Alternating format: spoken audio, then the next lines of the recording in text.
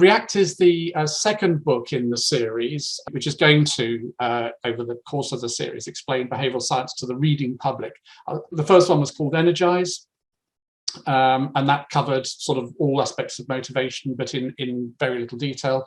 And then this one is focusing on what we've called, what I've sort of termed, and it's not a particularly novel idea, the animal brain, as distinct from what I've also termed the human brain. And those of you who are familiar with the prime theory of motivation, that will sort of resonate with you. So, today we're focusing on emotions, drives, habits, instincts, the sort of stuff that we share with other species as well. And the next book in the series, which is about halfway through writing, is going to be called Reflect.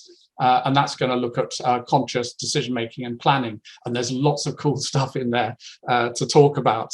The format for the book, for those of you who are not familiar with it or with Energize, it was actually Jamie's idea. It's a bit unusual because it's done as a dialogue.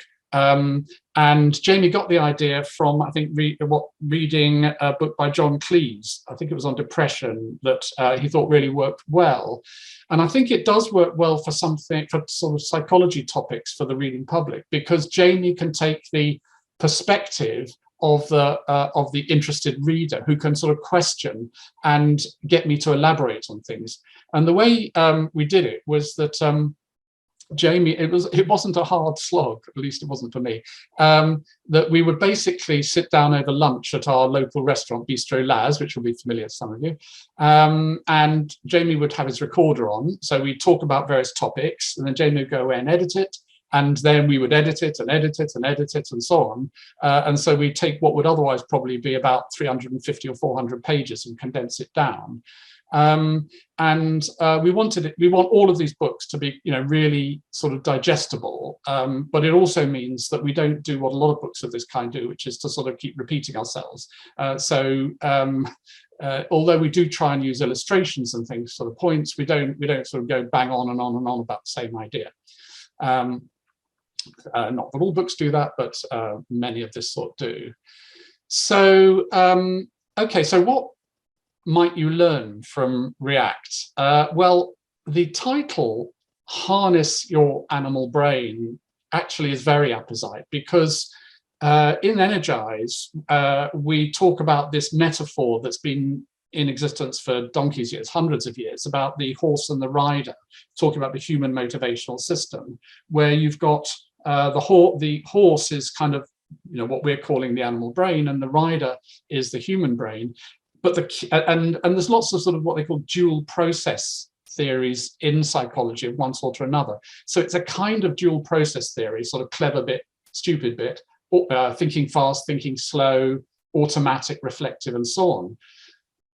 But the key point that we want to try and get across in these books is that because the rider is sitting on the horse, the rider has to get the horse to do the work for him. The clever part of our brain doesn't have direct access to our behavior. It has to work through the animal brain. And that makes a very big difference to how we behave. And it's a really important thing. So these human brain and the animal brain are not acting in parallel with each other. They're acting in series, if you like. So that's an important part. And that's why we call it harnessing the animal brain, because you're not battling the animal brain. You're not trying to sort of, beat the hell out of it or stop it doing stuff. You're actually harnessing it so that as a brain as a whole, we're able to do the things that we set out to do, that we want to do. So when we're talking about emotions, drives, desires, habits, and instincts, and impulses and feelings and so on, we're not saying that these are bad things. These are good things, but they're things which do need to be harnessed. And the more we know about them, the better we can do it. And that's what this book is about.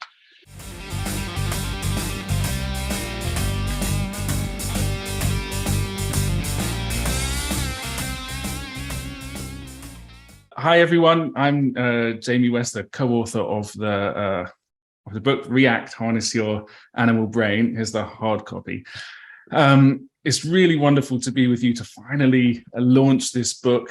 And I'm going to talk very briefly about what we were aiming for writing this book. Whether we achieved it, you will tell us, and hopefully give you a flavor of what to expect. So growing up, having a psychologist as a parent, one of the fun things was conversation at dinner.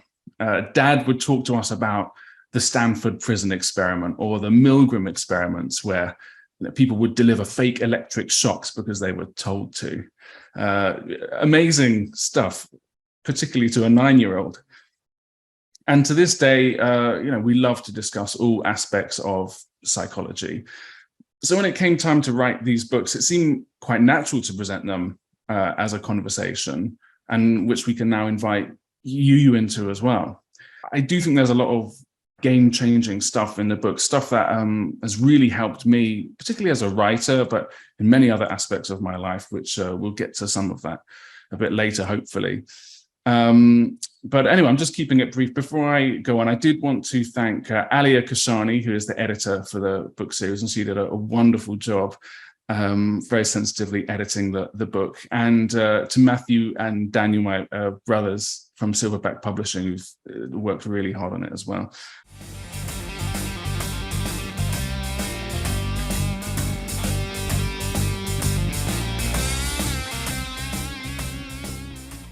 Hi, everybody. My name is Keith Humphreys. I'm a professor of psychiatry at Stanford University, and like the authors of the book React, Harness Your Animal Brain, I study human psychology. I'm really impressed with this book, and let me tell you why. The human brain, I think of as it's like a monkey riding a horse while trying to explain the actions of a lizard. That's what evolution has bequeathed to us. And the fact that we do have an animal brain and a more, what we think of as the more human part of our psychology as well, makes being a person and trying to understand yourself and other people fascinating, but also extremely confusing and complicated. And to get through something that has those characteristics, you really need terrific tour guides, and Robert West and Jamie West are absolutely that. This is just a wonderfully engaging book, and about what human psychology is, how we make decisions, why we have the feelings that we do. And very nicely, it is not a jargony, academic-y, theoretical book. It's practical, it's easy to understand, it's got great explanations, and it helps you understand things people understand, like why is it hard to stick to a diet or to an exercise regime, or how do our phones affect us with all their beeping and clicking and notifications, and why does advertising have an influence on it? And why do we have unusual experiences, like, for example, really wanting to do something, and then when we do it, we find that we don't like it. And they walk the reader through all these things with very clear and practical examples, also some wit between them, and some very, very nice cartoons. I'd recommend this book for anyone who feels a bit intimidated by neuroscience but would like to understand it. This book is completely welcoming and unpretentious. And it helps the reader understand really complicated things. The other thing I really like this book is the evident warmth between Robert and Jamie. Which, you just want to sit down and have a cup of tea or a pint with them, because they're funny and they clearly like and respect each other, and that made this journey all the more pleasant. So this is a terrific book, and congratulations to Robert and Jamie. I think it's going to be a very successful book, and it deserves to be.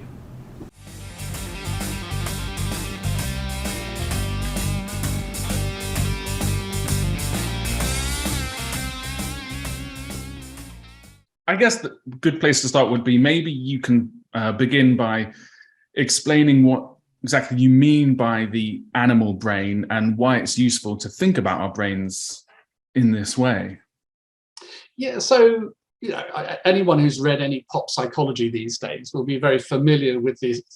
People talk about the monkey brain, the lizard brain, the bird brain. There's all sorts of metaphors going on, and in some of you again who are familiar with Susan Mickey's and my work on the COM-B model, capability, opportunity, motivation, behavior model, will know that motivation we split up into reflective and automatic motivation.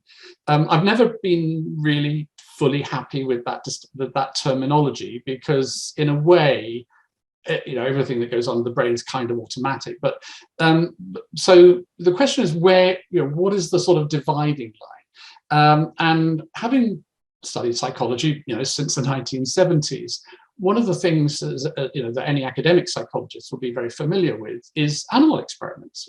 We do animal experiments. Why do we do animal experiments? If they've got no bearing on what humans might do. Well, the reason is because actually they have some bearing. They don't have, there's certain parts of our brain that evolved way before human cortex came on the scene, and those parts of the brain are kind of still there. They're not still there in the same form they were. They've been adapted, and they're not exactly the same as a rat brain or a lizard brain or a monkey brain or whatever. But they do have certain things in common with other species, which means that if we study other species, we can learn something about ourselves. And so it's really focusing on that. And that is those things that we know other species have, whether it's dogs or cats or cows or whatever. We know that they have emotions. We know that they get angry, that they get afraid, that they get excited, and so on. We know that they have wants and needs, that they can imagine futures. If you ever see a dog, that's when the master or mistress comes home and the dog is, expecting to go for a walk, it gets excited because it's imagining a future in which it's going to be going for a walk. So they can imagine the future. So they have wants and needs, no question about it. They have habits, they have instincts. And so do we. And so the idea here is that we have all of this stuff that we kind of share to some degree with other species, not in exactly the same way. And we have to deal with that, in order to get what the human part of our brain wants, we have to work with that part of our brain. That's the theory.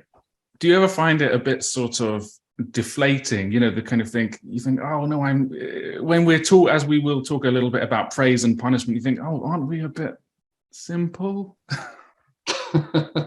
No, incredibly complicated. I mean, so complicated that I've been thinking this quite a bit, actually, and talking with some friends and colleagues about the notion of randomness. We have, in a sense, this is sort of partly where free will comes in, that, when you have a complex system that is incredibly complicated, and that includes our animal brain as well as our human brain, then,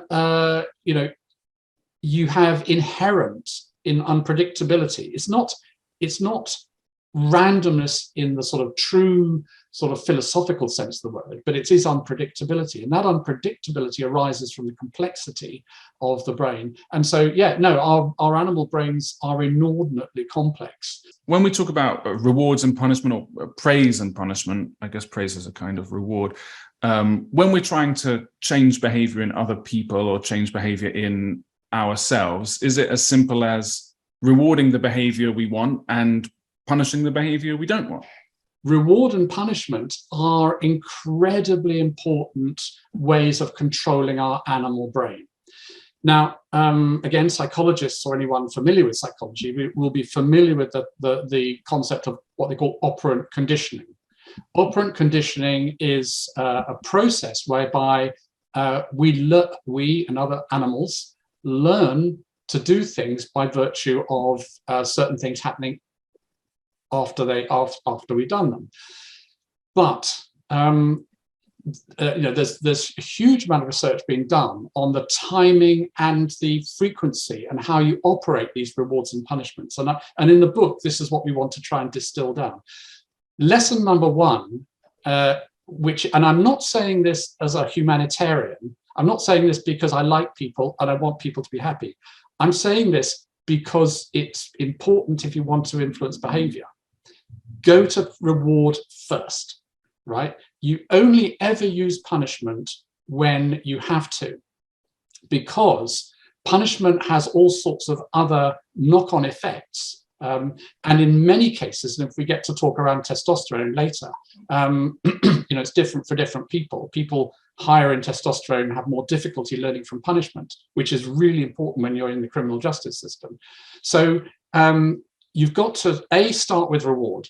Secondly, and this is where we get to a technical term that I want to get into the English language sort of vocabulary, which is the variable ratio schedule of reinforcement, or VR schedule of reinforcement.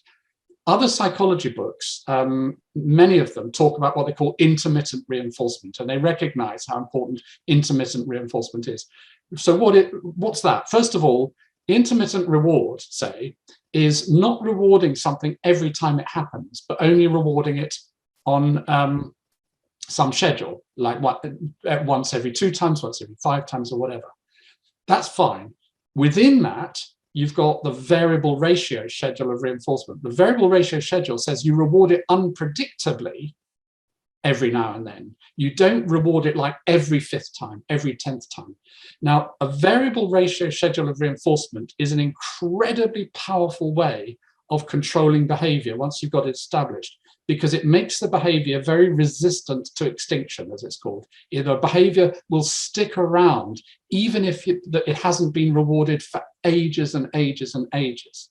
And so the variable ratio schedule of reinforcement creates very persistent behavior that is resistant to changes in the environmental situation. And of course, as we all know, that is the basis for the gambling industry. That's how it operates, through a variable ratio, unpredictable schedule of reinforcement.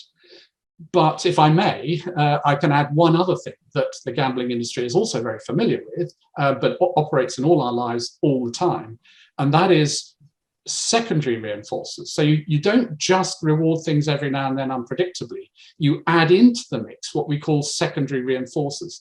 These are stimuli that in and of themselves have no particular motivational significance. Shining a light, for example, or something, a blue light. Notifications on our phone. Exactly. In and of itself, so what? But if it is associated then with a primary reinforcer, with reward, something good happening, then it takes on a motivational significance. And what it can do is it can keep a behavior change going much, much longer and much more persistently than you could do if you only had the reward at the end of the chain. So and obviously with, fruit machines and so on, they have the lights and they have all sorts of other things. So they got all sorts of tricks to get your animal brain, literally your animal brain, motivated to keep engaging in this behavior. And some people more susceptible than others. But anyway, you put secondary reinforcers. We're already getting a bit technical, but I hope you can see why this is important with variable ratio schedule of reinforcement, and you've got a really powerful way of controlling behavior.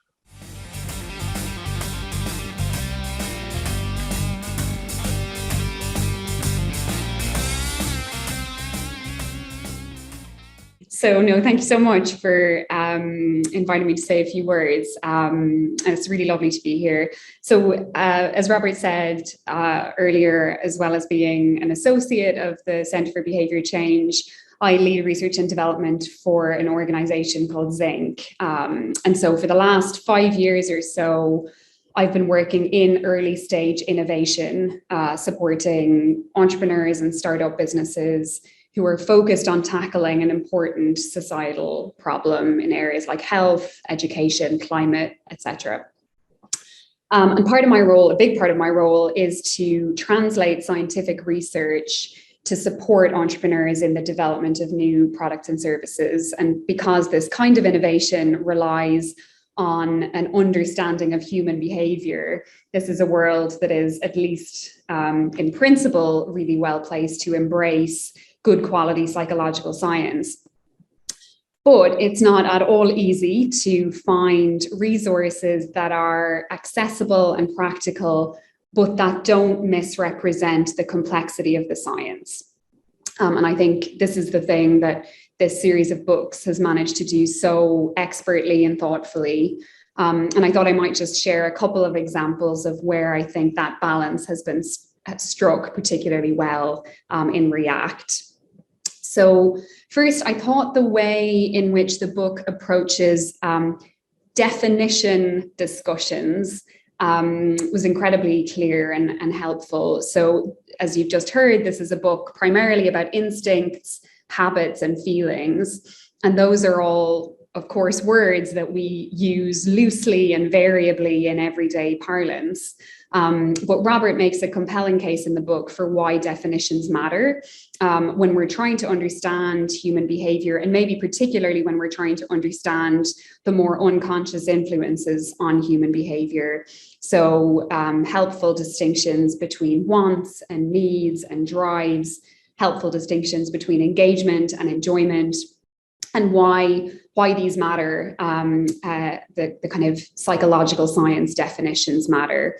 And those sort of definition discussions are peppered throughout the book, I think, and approached in a really accessible way. And the second thing I wanted to highlight is the way this particular book talks about individual variation. So while it offers a lot of specific tips and recommendations, it also highlights what you might call the role of kind of self-experimentation. So in the section on how to build habits, for example, Robert shares some specific strategies for habit formation. And then Jamie shares a reflection about this not kind of working really as a one-size-fits-all. He says, I feel like I'm constantly making adjustments to my routine, my environment, and habits to get myself to do the things I want on a regular basis. And to me, this kind of inherent complexity and nuance and variation that comes with behavior change is super important to convey. And this idea that as individuals, we need to explore and experiment to find what works for us. And this is something I think not all books manage to do very well, is kind of give some ingredients that might help without presenting it as a kind of one-size-fits-all recipe. So in this case, acknowledging that building habits will be a dynamic process that we should be kind of monitoring and refining over time. So I would say in general, this is a book that's full of engaging anecdotes, digestible translations of complex science. There's really very few people I know who can communicate complex phenomena in the way that Robert does. And also full of practical examples and useful analogies. I think a kind of disproportionate number of which are focused on garlic bread, which was particularly entertaining. And the dialogue format, as in the earlier book, Energize, works really well as a way of keeping readers engaged. So I've no doubt that this will be an incredibly valuable resource to people in the world that I work in, and I'm sure more broadly in other sectors as well.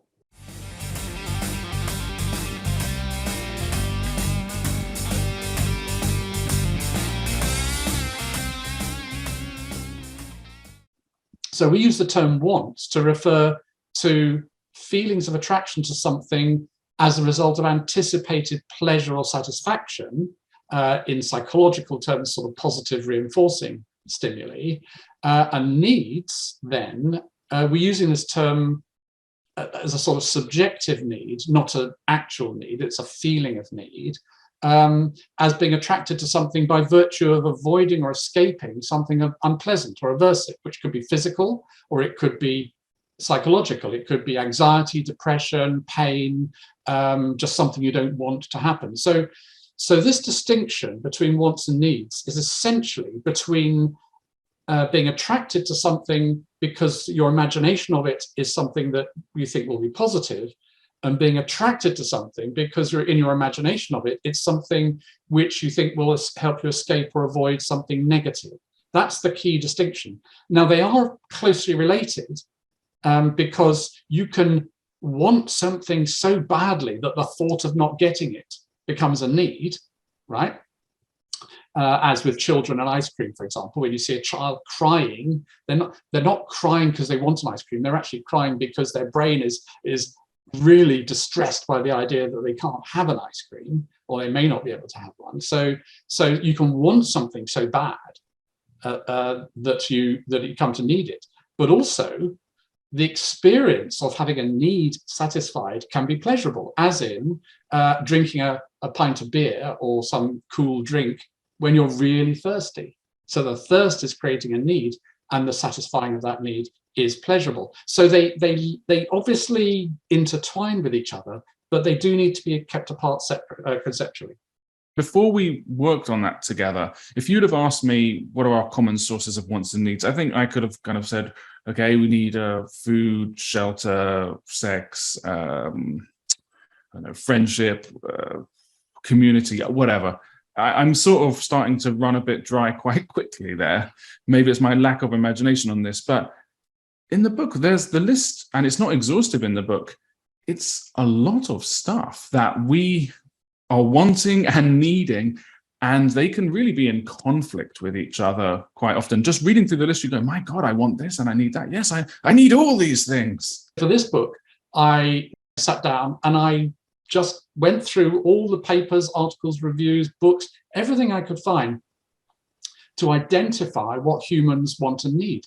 And of course, what you have in psychology are lots of theories which cover little bits of it. So for example, self-determination theory covers certain needs or sources of needs around competence, around connectedness, and so on.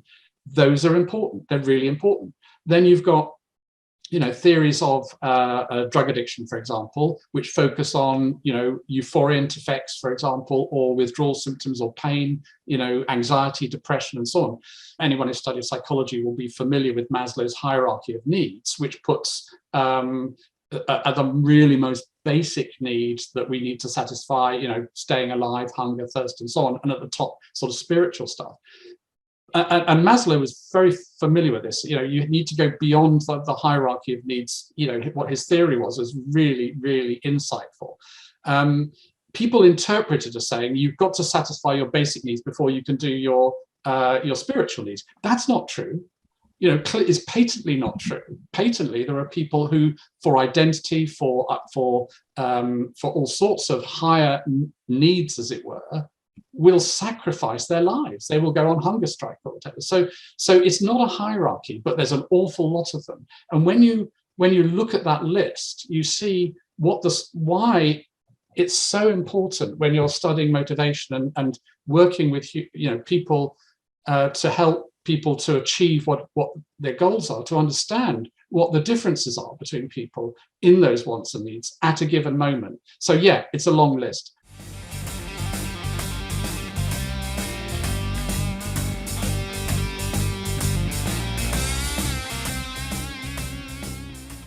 Delighted to be here, and both Robert and Jamie, thank you for asking me.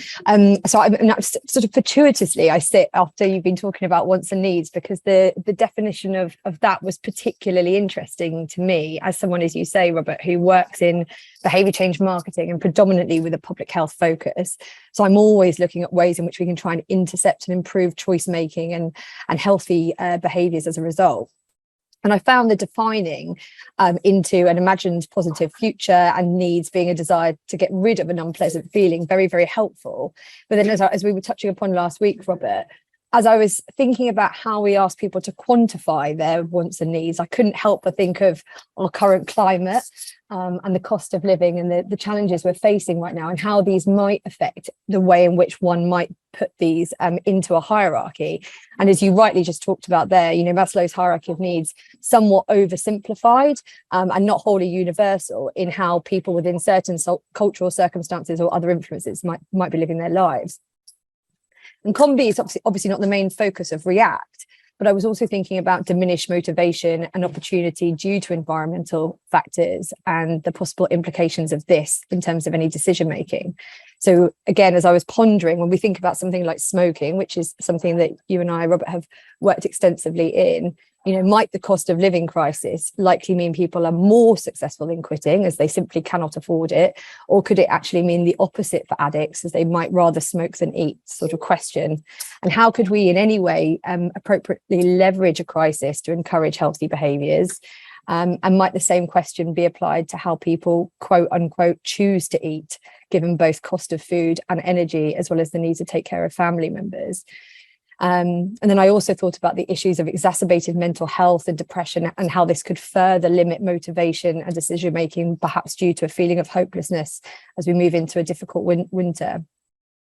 And on a deeper level still, the book touches on a human sense of self, having agency, fulfillment and purpose. And again, I wonder how certain conditions can only diminish perceived freedoms and freedoms of choice, and how this could actually be further damaging. And what could we possibly do to counter some of this, to enable some sort of sense of freedom, enabling people to do things that are both rewarding and enjoyable? And the book sort of goes on to explore that. But how can we continue to do that when life what life is so tough. Will any intention to build healthier habits be surpassed by simply a need to survive?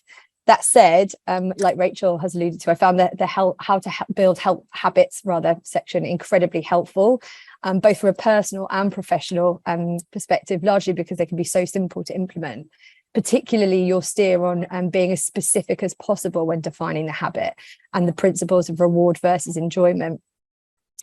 The final thing that I found incredibly interesting as a practitioner was the notion of non-reward, because we've done a lot of work in countering mis and disinformation with regard to vaccines and vaccine take-up. So your point about being consistent with non-reward rather than occasionally giving in and reacting to things rings so true on that front, because we should never engage with purveyors of fake news, or else you just give more oxygen and platform to a message which is so wholly unhelpful.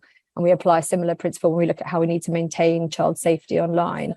So those were my musings on all of it. So congratulations to both of you. Thank you. And I'm very much looking forward to the science of decision making when that one comes down the line.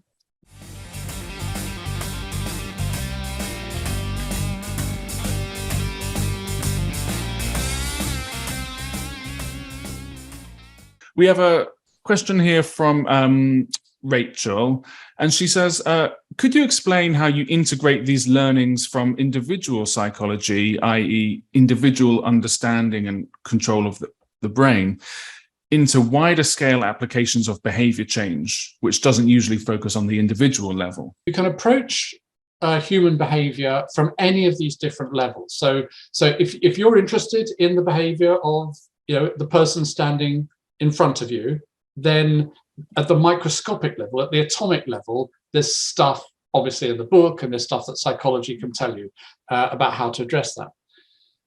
As soon as you get 2 people, 3 people, 4 people, then you start to build another kind of structure and another level of analysis. And obviously social psychology and sociology are very much around the study of groups, as they're called, but they could be, they don't have to be face-to-face groups. They could be just a number of people, whether or not they interact. And then of course you keep going out until you get to whole populations. So if you look at expanding out from the sort of the atomic, the level, the individual level, to these other levels, essentially there's 2 ways. There's 2 things you have to take into consideration. One is the fact that you're dealing with averages, you're dealing with and distributions. So when I'm trying to plan a marketing campaign for a group of people, then one of the things I have to worry about is what in general, I'm not going to hit everyone. What in general is that, how can I sort of pitch this so that it's going to catch as many people as possible, and their wants and needs, their circumstances, and so on. So you have to think statistically. There's another level, which is as soon as you get more than one person together, you start to see structures like influence structures, communication structures. And that's where you're dealing with, for example, organizations. So, obviously there's a whole area of work around organizational change and organizational psychology and so on. So this book is very focused on psychology, the psychological approaches, but at the same time, hopefully, it provides a perspective that allows you to grow across these multiple levels. And the way you do it is by recognizing the ways in which you need to generalize from the principles that are set out in the book.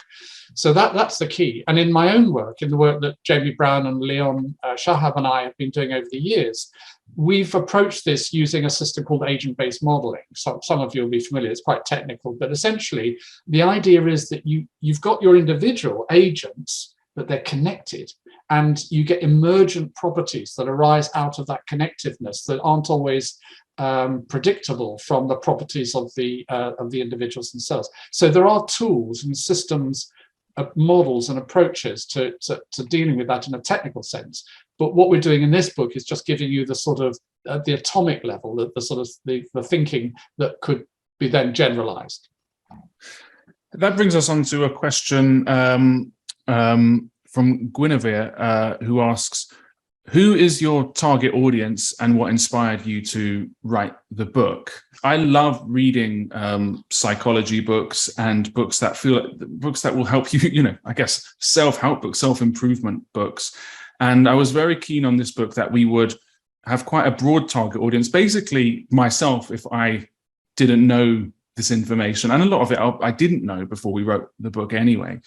And we focused quite carefully, and Alia, who edited the book, made sure that we were always thinking about how this information could help the individual reader in their lives. So a lot of times we think everyone's going to be really interested in persuading other people, and I know many people watching feel that way, but people are really interested in changing their own lives. And of course, the tools are very similar. So I wanted it to be useful for people who are working, in organizations and companies, but also just general people who want to build habits better, who want to work in more productive and effective ways. That was at least part of my thinking. The sort of ethical part of me and the emotional part of me, I would say, wants a book like this to be able to empower people.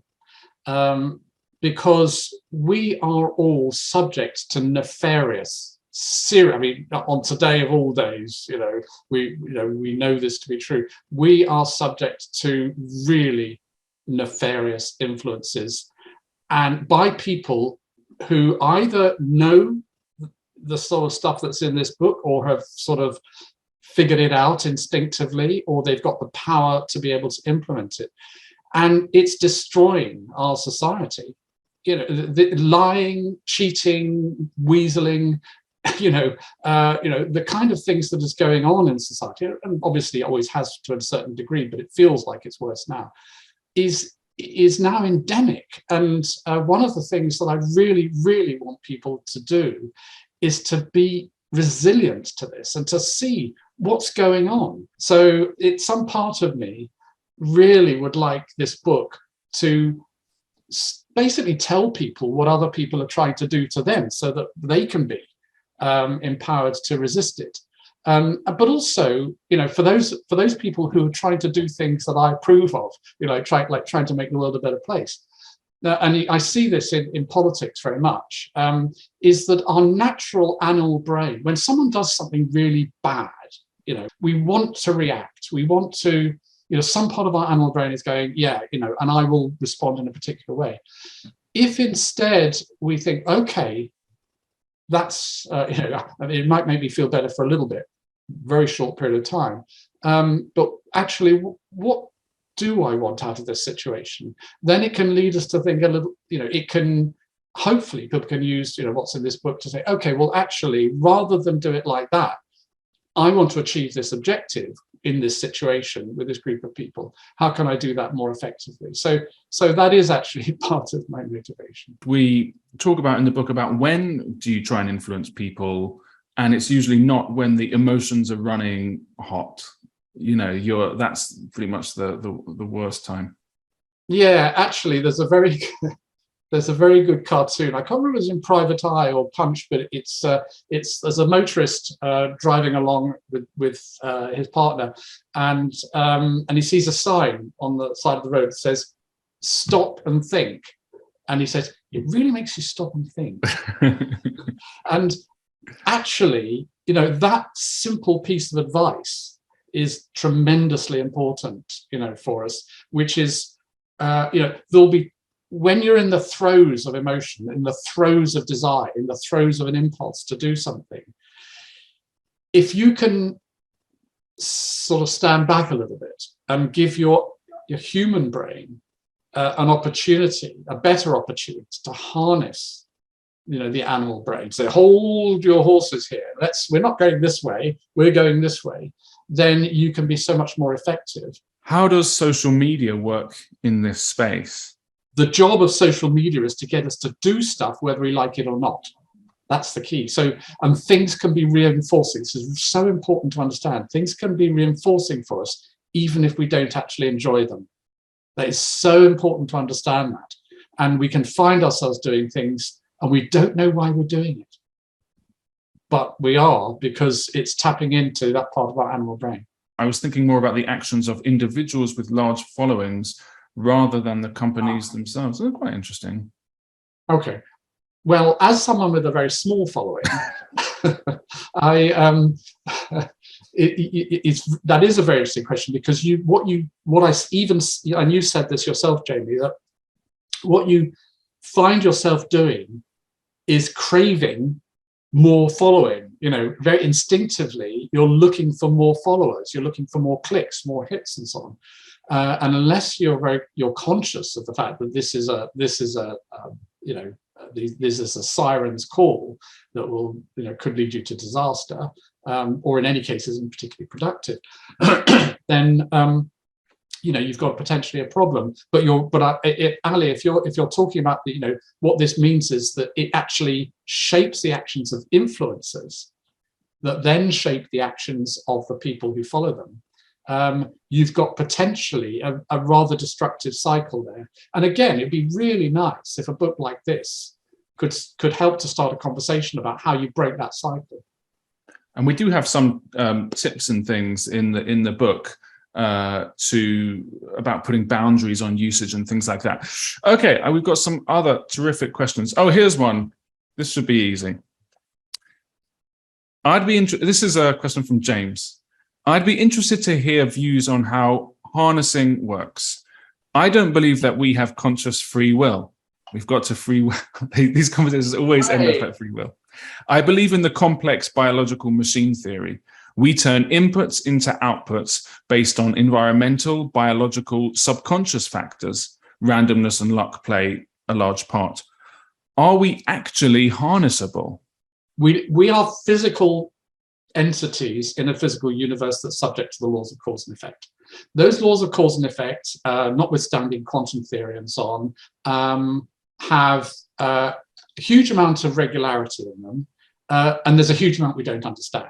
But even if we did understand it, like, for example, rolling a die, a single die, you can't predict. I mean, in theory you can, but in practice you can't predict where it's going to end up. It could, in 1 in 20 squillion times, end up on its edge. It will, if you do it enough times, it will do that. But by and large, it's going to end up on one of its 6 sides. But you try predicting that, even if you're Einstein or the best physicist in the world. But it's subject to the laws of cause and effect. There's nothing mysterious going on there. What it is that you've got a multitude of tiny, tiny little forces which end up having big effects on the dice, 1, 6, 3, whatever. And so humans and biological systems, I think, are like that.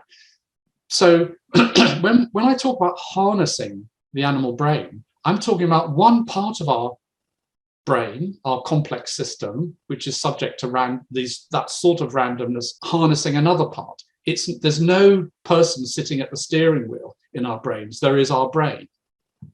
And so it is actually it's the influence of one system over another. You have to treat people, all of us, as though we have agency, because we do in every way that's important to us, we have agency.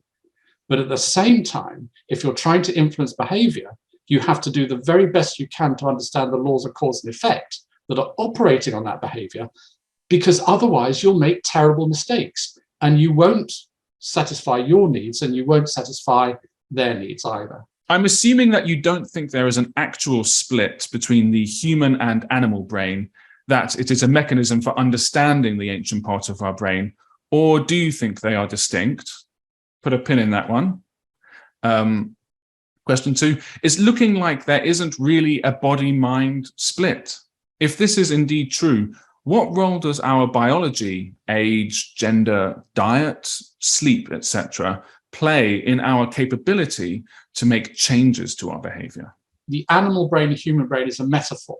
It's a way of thinking about the different functions that the brain performs, number 1. Number 2 is, of course, the animal brain is always influencing our human brain. I mean, not least very obviously in the way that our emotions and our desires influence our beliefs. the animal brain and the human brain are constantly speaking to each other. The horse is influencing the rider, and the rider is influencing the horse. Basic biological processes have very powerful effects. I mentioned testosterone earlier. And testosterone levels in any given individual go up and down in response to environmental stimuli. And testosterone has a massive effect or a big effect anyway, on the extent to which we learn from punishment. So these things, general and specific, are influencing us all the time. Do you think personality has a role in our ability to change behavior? What is it that differentiates one person from another? Well, there are many ways in which we're different. And personality, we talk about personality in terms of rather general dispositions to feel things and behave in different ways. One of the sort of personality theories that has really, I think, dominated the last 20, 30, 40 years is the 5-factor theory of personality. And the reason it's dominated it is because it just keeps getting verified in any culture you like to mention. So the idea of the 5-factor theory is you've got extroversion, introversion as a dimension. You've got what neuroticism versus stability. Let's call it trait anxiety versus low levels of anxiety. You've got what they call agreeableness, being nice or not being nice. That's 3. You've got conscientiousness, high and low, and you've got openness, which is kind of being open to new experiences and so on versus not. You take those 5 dimensions and they keep coming up in people's behavior and so on. But of course, that's only one, those are 5 sort of really basic dimensions that you see across society. But then, as with the Myers-Briggs, as with lots of other measures of individual differences, like intelligence tests and so on, and aptitude tests of one sort or another, you can cut this cake any number of ways into any number of different slices.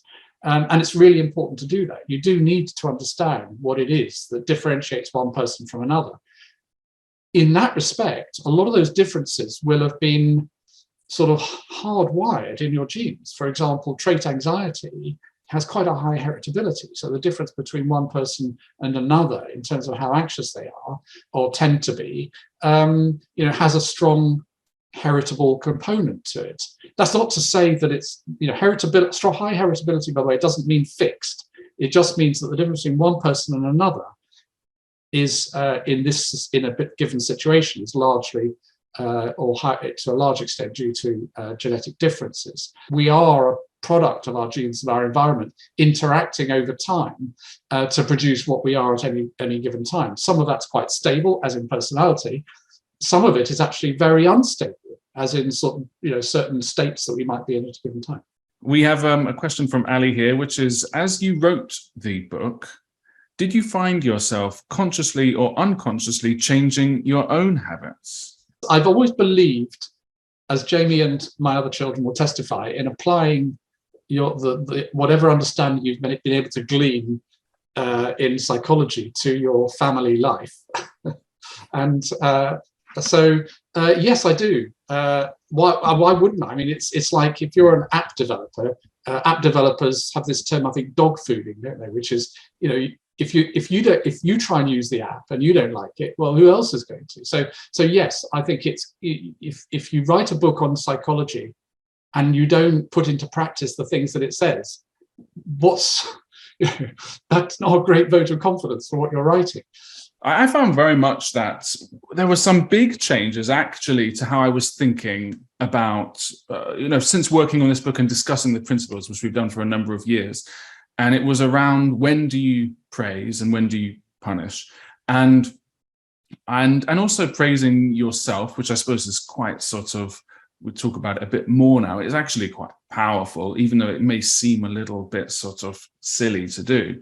But as a writer, I have to generate a lot of motivation. I have to motivate myself. And so after learning these principles, sometimes I'd find myself inadvertently punishing myself after I'd written. So imagine I'd procrastinated a bit. And then I finally got to write, I don't know, 6 or 7 o'clock at night. And I did, I don't know, an hour or something like that. And then I'd finish and I'd go, well, that's the least I could have done, you know. So I'd done the behavior that I wanted, the fact that I had written, albeit a bit later, and I'd sort of punished myself. And now I make a very clear, I make a point to, I send myself an email after every writing session that I do, praising myself, saying, I say, this is fantastic. And I make sure also that I don't immediately look at the news after I've just finished a writing session, because that's quite aversive, I find. So yeah, that was a big, maybe it sounds like nothing, but it was quite a big change. Well, Jamie, it's now 5:30, and thank you very much for taking part. And most of all, thank you all for those of you who come to this launch event. It's so nice to see, really nice to see sort of names of people who I haven't seen for ages, and I hope we can actually catch up after this. And those of you who I don't know, but who've come, then thank you very much for coming. Really appreciate it. Many of you, I think, I will be seeing before too long. But anyway, that's it for now. Thanks a lot.